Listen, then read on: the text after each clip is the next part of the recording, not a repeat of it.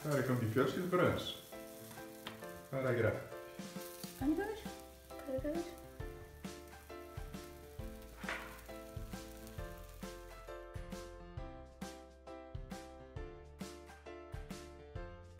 Komið þið sæl og blessuð og verið velkomin í Snarlið.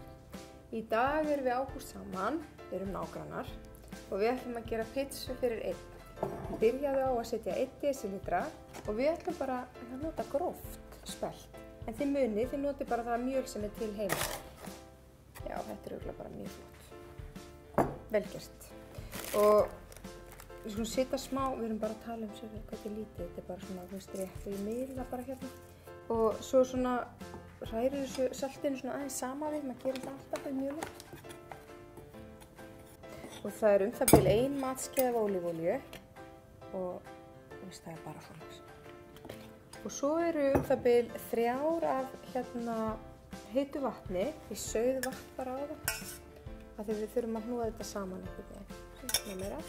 Og ef þið sitið óvart allt of mikið af vatni og þetta er allt í einu bara eitthvað allt of blautt, settu eina að þá setjið þið bara svolítið að spelti saman við til að ná þessu í deg og ef þið setjið á lítið að þá bætið þið bara við að vatni. Þannig að prófa að hræra saman með skeiðinni og gáðu hvernig það svona lítur út. Já. Flott. Taktu núna, hreinsaði bara af skeiðinni svona með hendinni, veist það, því en svo bara hnúða þeir núna saman. Og Ágúst fór og þvoði sér hendurnar áðan, eins og maður alltaf að gera hann maður byrjar. Já, ég skal bara taka skeiðina, hreinsa bara alveg svona. Og nú máttu bara reyna að ná þessu saman með höndunum einhvern veginn. Og ég skal leiðbeina þér. Já, nákvæmlega. Bara hreinsa svona innan. Svo skulum við bara taka skálina, losa okkur hana. Nú gerum við bara svona. Og ég ætla að ná í kökukefli fyrir þig.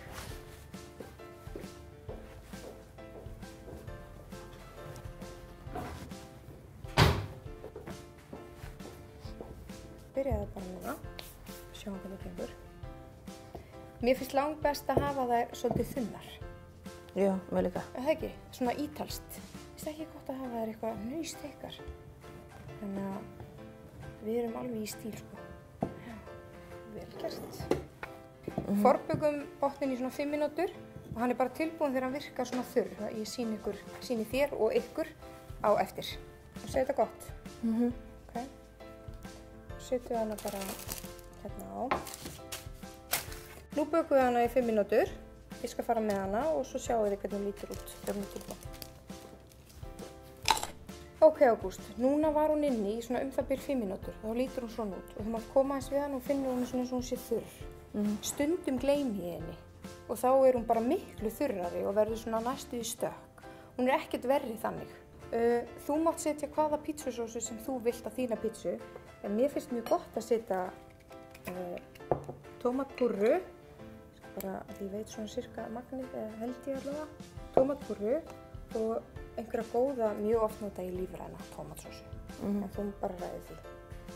Gerum við svona eitthvað. Og svo máttu dreifa úr þessu. Það er líka mjög gott að setja rautt pesto. Og bara alls konar afganga og þá er mjög gott að steikja það fyrst aðeins í ólífólíu við ekki allt of mikinn hita og setja svo á og fullt af osti. Það er bara gúrmei, maður er svangur. Svo máttu sáldraða ostinum yfir. Ég nota mikið, þú mátt nota lítið.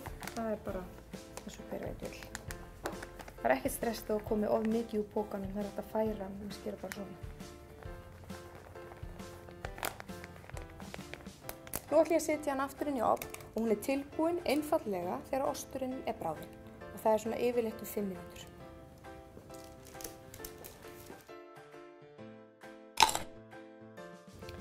Hvernig líst þér á pizzuna? Bara mjög vel. Það hegi, það var að smakka? Ok, sko, bara... Hún er svona aðeins stökk, eins og mér finnst hún best. Þú myndir nú örugglega fara létt með að borða alla þessa pizzu einn, held ég. Ég held að það fari létt með það. Þetta er hennar bita.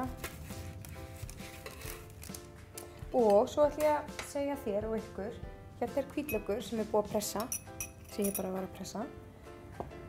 Set ég smá ólífólíu út á. svona. Og ég tek nú ekkert endilega hvítlaukinn með, ég bara fæ hvítlauksbragðið í olíuna. Má ég leyfa þér að smakka og ég skal ekki taka hvítlaukinn með, þetta bara setja svona smá út á hjá þér. Tristið þér í þetta. Sitt lítið ef þú skildir vera að byrja í þessu. Þú skildir vera að byrja í olíubransanum. Ef þú ert nýgræðingur. Svona, þeir sem eru lengra komnir, þeir gera svona sko. Það er frábært að setja salat á pizzuna því að það er hollt og það er gott. Má bjóða þér pínlítið af basilíku? Já, takk. Já. Ert þú ekkert matvandur sem sagt? Nei. Nei. Þetta er heppin mamma þín og pabbi. Svona. Og hér eru hnífapör. Heyrðu, þá skulum við bara smakka þessa góðu pizzu. Þú þarft ekki að nota hnífapör frekar nú vilt. Hún er ekki ennþá sjóðandi heit, þannig að